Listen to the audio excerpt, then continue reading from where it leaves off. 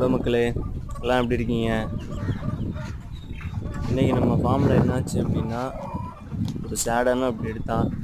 ஏன்னா எல்லா கோழிக்குமே சளி பிடிச்சிருச்சு.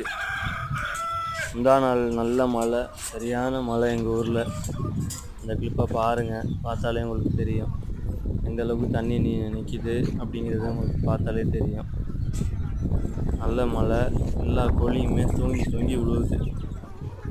நானும் இதுக்கு மெடிசன் போட்டால் இன்னும் 2 கோழி தூங்குது, அடுத்ததுக்கு மெடிசன் போட்டால் அடுத்த 4 தூங்குது.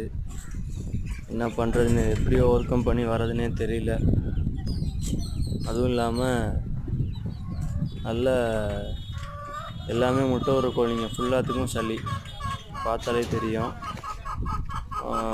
எப்படி தண்ணி கட்டியிருக்கு அப்படின்னு.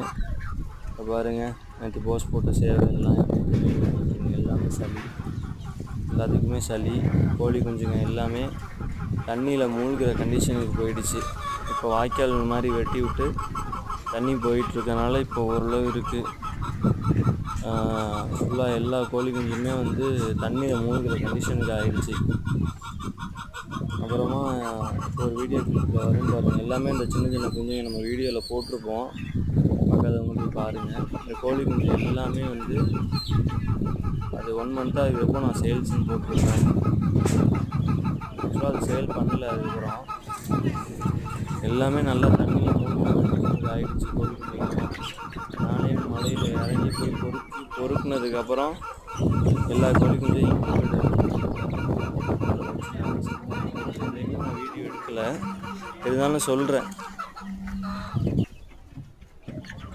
ரொம்ப ஒரு இக்கட்டான சூழ்நிலை ஆகிடுச்சு. ஏன்னா எல்லாமே செத்து இருந்துச்சுன்னா நம்மளோட உழைப்பு என்னாச்சு அப்படிங்கிற மாதிரி.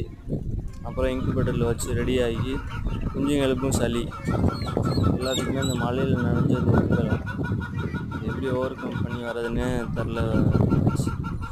பார்ப்போம், ஓவர் கம் பண்ணி வருவோம். ஃபாலோ பண்ணுங்கள், சப்போர்ட் பண்ணுங்கள். தேங்க்யூ.